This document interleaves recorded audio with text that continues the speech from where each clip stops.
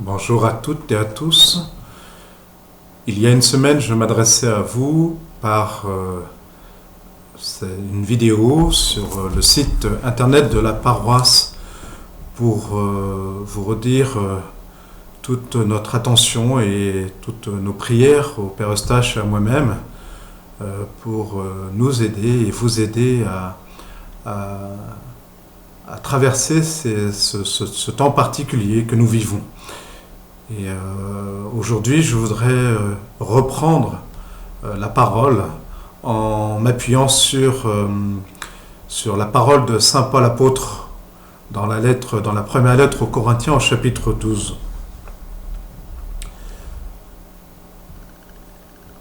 Dieu a fait plusieurs membres et il a placé chacun d'eux dans le corps, là où il lui semblait bon.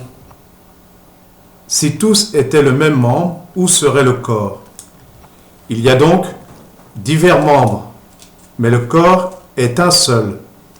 L'œil ne peut pas dire à la main « Je n'ai pas besoin de toi », ni la tête dire aux pieds « Je n'ai pas besoin de vous ». Bien plus, les organes du corps qui paraissent les plus faibles sont les plus nécessaires. Et s'il y en a qui sont moins présentables, nous les traitons avec davantage de respect. Nous habillons mieux ceux qui sont moins présentables, car ceux qui se présentent mieux n'en ont pas besoin. Quand Dieu a modelé le corps, il a pris soin davantage de ceux qui sont les derniers, pour empêcher que le corps se divise. Tous les membres doivent pareillement se préoccuper les uns des autres. Si l'un des membres souffre, tous souffrent avec lui. Si l'un des membres est mis à l'honneur, tous se réjouissent avec lui. Ces paroles de l'apôtre Paul sont d'une actualité criante et nous rappellent à quel point nous avons besoin les uns des autres. Nous avons besoin de porter attention à tous et en particulier aux membres les plus affectés par la maladie, par la solitude, par l'âge, par aussi les risques du métier. Je pense particulièrement aux personnes travaillant dans les hôpitaux, les infirmières, les médecins, le corps médical. Nous avons vraiment besoin de leur engagement à nos côtés et ils ont besoin aussi de nos engagements. Donc dans la responsabilité aussi que nous avons les uns les autres pour venir à bout de cette situation. Donc c'est pour cela que nous sommes invités à respecter les règles mises en mesure et ne prendre aucun risque ni pour nous-mêmes, ni pour nos familles, et ni pour le corps médical qui est suffisamment sollicité en ce moment. Je reprendrai simplement un message que le diacre de ma paroisse et son épouse m'ont confié, un message d'un médecin qui nous invite vraiment à travers en encourageant ses équipes, quelque part qui nous encourage nous aussi à mener le bon combat pour la guérison du corps tout entier. Je cite: « En avant, on est parti. On est parti sur une route qui sera longue, cabossée et pleine de chaos, pleine de chutes dont il faudra se relever. Mais on se relèvera à chaque fois et aussi longtemps qu'il le faudra. Ça va tabasser, comme on dit dans la marine. Il va y avoir du roulis et ça va tanguer, mais on ne chavirera pas. Il va nous falloir beaucoup pour tenir la distance et rester solide. Il nous faudra de l'énergie. On va donner tout ce qu'on a, des ressources quand l'énergie viendra à nous manquer. Du courage, c'est évident. Vous avez déjà si souvent montré que vous n'en manquez pas. Il nous faudra de la résilience, c'est certain. De la patience avec chacun de nous, avec les autres aussi. Parce que tout le monde sera fatigué, épuisé, ça ne fait pas de doute. Il nous faudra de l'amour, de l'humain, de l'amour entre nous, de l'amour pour nos patients et leurs familles. Je n'ai aucun doute que l'on va relever ce défi que l'on n'a pas choisi, tout comme ne l'auront pas choisi tous les malades que nous allons soigner et aider. Vous êtes le bras armé de cette guerre inouïe que nous allons livrer ensemble et avec tous, sans exception dans l'hôpital. Vous allez tous être les héros en blanc, les héros de la lutte contre ce fléau, les héros qui vont sauver des vies et en laisser passer d'autres.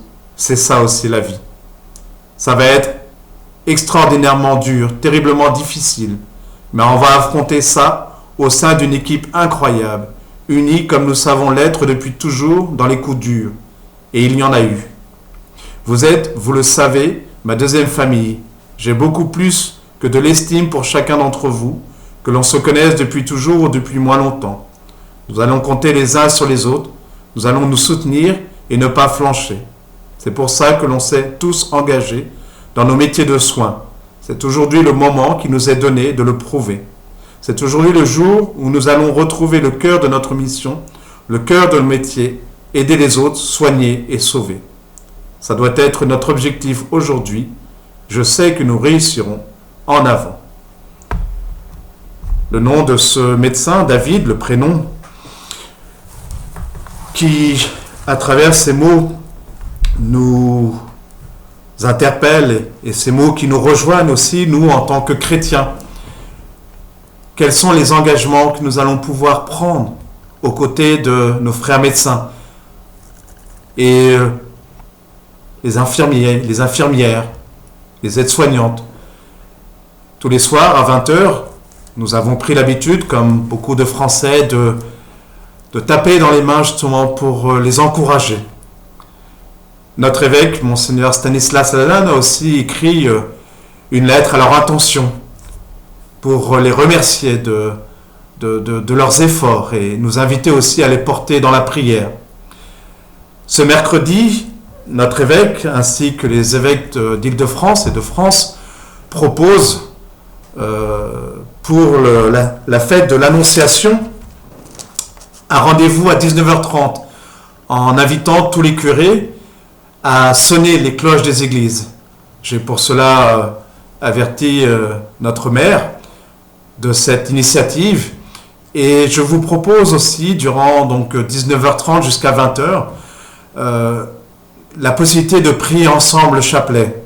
Voilà, chacun dans nos églises domestiques, de nous unir et de porter tout particulièrement dans cette prière du chapelet les médecins et tout le corps médical. Je vous invite aussi, si pour ceux qui le veulent et qui auraient des enregistrements avec l'Ave Maria, par exemple celui de Gounod qui est bien connu, ou de la Calas, ou d'autres grands artistes, je repense à Céline Dion aussi, de pouvoir diffuser ces enregistrements de manière à ce que dans la ville, pendant ce moment de prière et où les cloches retentiront dans la ville, qu'on puisse entendre justement ces Ave Maria et que nous puissions justement nous confier et confier tous nos frères et sœurs à la tendresse maternelle et à la protection de notre mère. Je reprendrai simplement la deuxième lettre que nous entendrons en cette fête de l'Annonciation, tirée de la lettre aux Hébreux, avec cette parole: tu n'as voulu ni sacrifice ni offrande, mais tu m'as formé un corps. Tu n'as pas agréé les holocaustes ni les sacrifices pour le péché. Alors j'ai dit, me voici, je suis venu, mon Dieu, pour faire ta volonté, ainsi qu'il est écrit de moi dans le livre. Puissions-nous, en ces temps difficiles, chers frères et sœurs, faire la volonté de celui qui nous invite à être présents et à nous rendre présents face à cette situation que nous vivons, afin de pouvoir la traverser et d'en ressortir plus fort. Je vous donnerai d'autres informations via le site internet ou par téléphone. Et n'hésitez pas à nous faire part, au Père Eustache et à moi-même, de toute initiative que vous pourriez avoir pour continuer à tisser ce lien si cher et à n'oublier personne, aucun membre, justement, de ce corps qui est si important. Merci pour votre écoute et au plaisir de vous rejoindre par la prière, par le téléphone ou par l'Internet. Merci à vous tous. À bientôt.